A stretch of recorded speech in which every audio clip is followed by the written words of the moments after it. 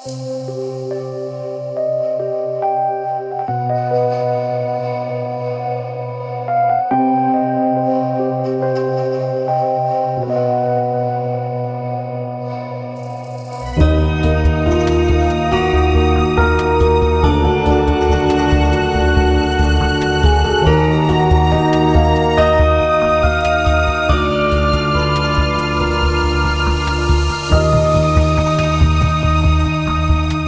everyone, welcome to another episode of Spooky Sundays with me Nasrul. And I'm Miza. And this is The Barber Station. Okay, so it's been a while since we've last recorded an episode for Spooky Sundays. Today will be a bit special because we received these stories via email. I mean, not we lah. I mean, me, myself lah. It was sent to my personal email. Ew. But then the best part of this is that the email came in anonymous. Ah, serious? Yes, it came in anonymous. Even the email address pun I don't know. I tak kenal who is the person. And dalam subject and then in the email itself, no names were stated. Even the characters. Asal sangat creepy ni sekarang. Itulah. Even the characters in the email, like I know the characters in the email. The characters in the story was also given fake names lah. Oh, okay. Yeah. So actually, that's one of the reasons why we are not able to find the time to record any Spooky Sundays episode. Is because it's not that we don't have any contents that we do lah. Cuma it's just that I spend a lot of time to really read and digest this story to deliver it the best way possible. So this email came in anonymous, and so I've been reading this same story over and over again lah. So the more I read it, actually the scarier it gets. Because what's scarier is, like I mentioned, the person somehow knows me because he addressed me as Nash in the email. Oh, okay. And I know that only a few would address me as such lah. And I've already ruled out my closest friends. They are too goofy to even have ghost stories lah actually. Okay. So anyway, so as usual, before we start with today's story, I'd like to thank all of you who have participated in the polls recently. No lah, not recently lah. The past few polls lah. Recently we have been quiet. The past month. So because we have been really, really quiet because of personal commitments. Okay, so without further ado, so this is my hotel nightmare. Ooh, let's go. Salam Nash. Sorry for sending this story with an anonymous email. I would like to keep this story untraceable back to me, and also not to have people going around asking me questions regarding the story. I've listened to your episodes and I enjoyed every single one of them. So this is me showing my support to you by contributing a story of my encounter back when I was having holidays in Kuala Lumpur. Oh. So back in December 2017, my family of 4, including me, went on a vacation in Kuala Lumpur, Malaysia. I will not state the hotel name, nor will I state the area of where the hotel is located. I mean for certain reasons. Yeah. This vacation is a weekend kind of thing, Friday to Monday. On the first day, we left Singapore at about in the morning. We took the bus up to KL together as a family. On our way to KL, my sister complained that she was having cramps and that day was her first day of menses. So we reached KL at about 3 p.m-ish. When we reached the hotel, I realized that the hotel looked rather old school. I don't know if you ever watched Brendan Fraser's Mummy Returns. Inside the hotel, there are 4 random palm trees and a huge ass painting hanging. And it was covered with warm tones for the ambience, it says here. Checking in, we were attended by one of the receptionists. The name tag was, bracket fake name, Ali. Asal Ali, saya. Kesian Ali. Simple sangat. Simple lah fake name. Sorry. Okay. So a fair-skinned lad, really polite, and I think I saw my sister check him out a few times. Ali. Bukan Enzo. Mr. Ali. So I got a room for myself. My sister had her room, and my parents had one room for themselves. My room is located at the same level as my parents. However, my sister's room was located one level above us. Oh, separate. Separate levels. I don't know why. I sent my sister to her room and I saw her bed was quite huge. And I mean this when I say it was super old school. You know those beds with 4 poles and curtains hanging from it? Oi. Yeah. Then I started to wonder when did they last updated their furniture catalogue. I just yell. So after I sent my sister to her room, she said she'd be fine. And that's when I left the room and closed the door behind me and slowly walked back to the lobby. So after a few steps away, I heard her room door open. Hey, you need anything else? My sister said, looking out, asking me. I was confused. I said, sorry, what? Then my sister said, I heard you knocked on my door. Did you need anything? Shit. And then I was super confused. I said, what? No, I didn't knock on your door. I was just walking off. But then my sister said, haha, very funny. She replied and closed the door afterwards. Still confused, I walked away and headed to my room. I didn't question much. So before entering my room, so ni basically dah sampai bilik dia lah. So before entering my room, I did remember what my late grandma taught me. She said to always knock on the room first and then recite the Ayatul Kursi before entering a hotel room or any sleepover place for vacation. I'm not a religious person, but that was one of the valuable things that my late grandma left me with. So in memory of her, I practiced what she taught me. So entering my room, I was surprised that my room was furnished with a proper looking bed, unlike my sister's. Damn. And I have a balcony, so hey, not bad at all. On the first night, we didn't plan on so much things to do other than having dinner. So after receiving the text from the family group to meet at the concierge, I headed down to the lobby. So arriving at the lobby, I saw my parents but not my sister. So I thought maybe she was still getting ready. But not long after, so there's her dialogue. What is wrong with you? Just day one of the holiday, you are super annoying. Where is your phone? I called you so many times. Let me know if you went down lah. You knocked on my door so many times and told me that you wait. End up you went down first. So that's what the sister said. And then, okay, then he said, I was super lost. I was super lost at that time. I didn't know what she was blabbering about. Blabbering.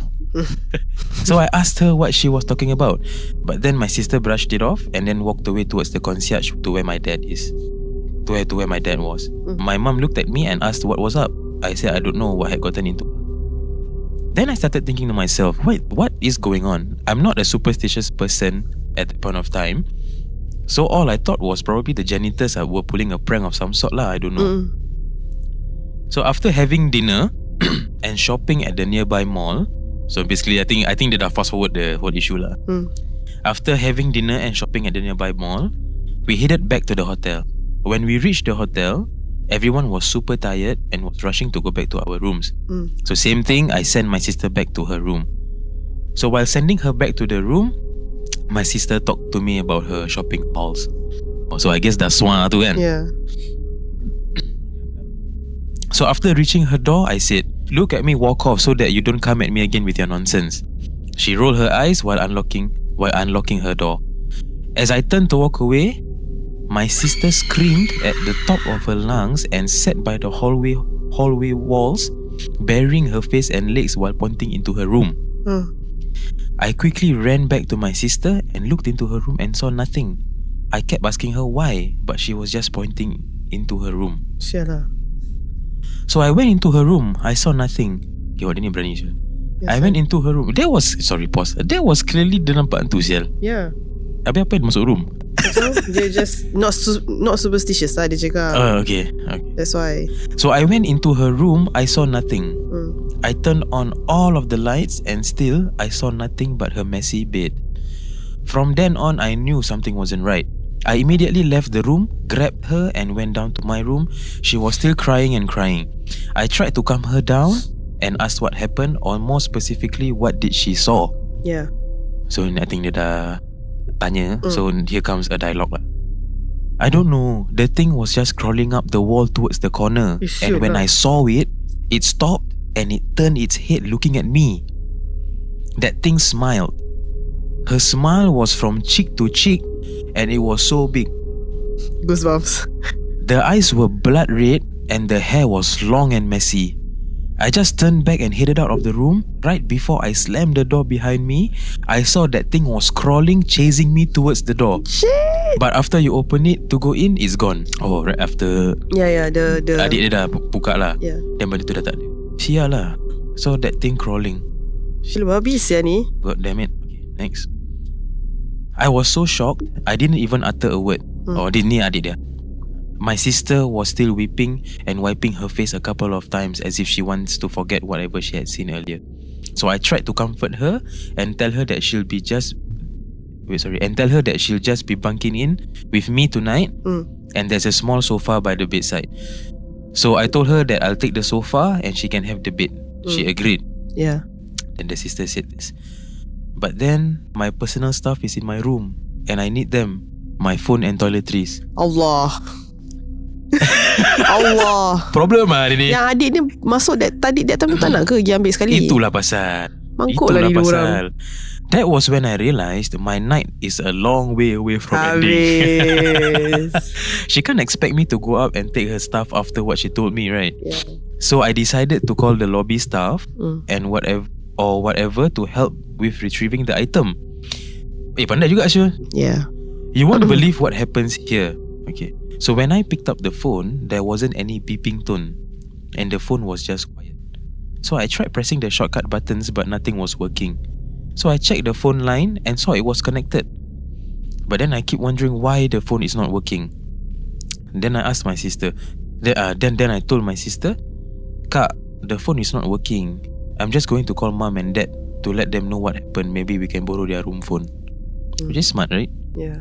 No, don't. Please don't. Ni dia tulis kakak dia cakap. No, don't. Please don't. It's too late at night already. I don't want to trouble them or whatsoever. Nanti kecoh lah. If it's me, I will bring my whole family. Itulah. Either turun bawah atau pergi bilik dia balik. Dia tahu dia problem tak? She was adamant about it, and knowing my sister, there's no way of talking her out of it. So I just sat on the sofa, let out a big sigh. Sigh. Bodoh. Itulah. Then kakak dia cakap, look, know what? I'm just going to go and get the stuff. You are following me. Allah. We're just going to do a quick one and come back here to sleep the night off. Dia ni fikir senang apa? Dia dah nampak apa yang crawling tu. Dia nak patah balik. Yes, dia fikir senang. I was reluctant to agree to that stupid plan, but what convinced me was when I pictured myself in her shoes, I would retrieve my phone as well and my personal stuff before going to bed. You know, it makes sense. It's not a want, it's a need. Furthermore, she's having her period, so all the more she need her stuff. Sial lah. Yeah, macam pet rate, you know. Yeah. That makes sense lah. Nak dijadikan cerita. So not wasting any time, we left my room and went up to her room. I can't stop picturing that thing in my head. My sister described it in detail, so it's hard to not even imagine it. Approaching her room door, which was left open wide because I didn't close the door behind me, the room lights were still on, and I heard conversations in the room like as if it was from the TV. Allah. So I asked my sister, Kak, you didn't turn on the TV just now, did you? My sister was hugging my arm quite tightly when we were making our way to the room, and after she heard my question, she gripped even tighter. And then she answered, no, I did not. She quivered as she kept her head down, not wanting to look up at the direction of the room. Sial lah, kalau I bail lah sial. I will not continue lah sial benda ni. I told her to wait outside of the room while I entered and grabbed all of her stuff. Also, I told her to watch the door and make sure it doesn't slam close while I'm inside. Bracket like you know in the movies. Which is betul siya. Adik dia ni bagus saya kepala otak. Which is betul tu. Because I would do the same siya. Okay, so listen lah. Okay. So I went into the room while taking a last glance at my sister. I slowly creeped in and the conversations got louder and louder. And yes, the TV was on. It was a horror channel. Habis. I forgot what channel it was exactly. Dia tengah tengok TV. Yes, about diri dia. Yes. I forgot what channel it was. So I grabbed the remote and turned off the TV. Immediately after that, a loud crash was heard in the toilet as if a glass had shattered. Allah, dia marah. And then my sister shouted from the door, "Are you okay?" Then I answered, "Yeah, I'm alright." And then I continued grabbing all of her stuff on the bed without thinking twice. So after packing, I quickly hid to the door to exit the room. So while I was walking, I tried not to look into the toilet. Oh, so I think toilet dia kan Is kat pintu. is dekat pintu. Yalah, it's always like that what? Yeah. Yeah. It's always like that. Yeah. Okay. A normal hotel lah, like a typical hotel. It's always by the door what? Oh yeah. Okay. So while I was walking, I tried not to look into the toilet, but suddenly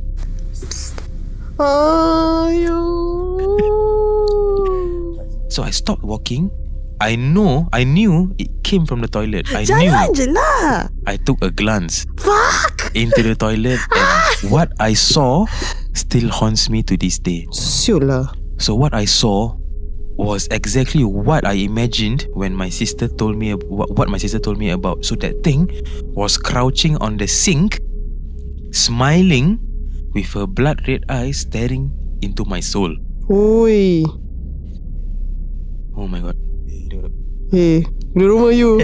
Okay, nostrils, goosebumps.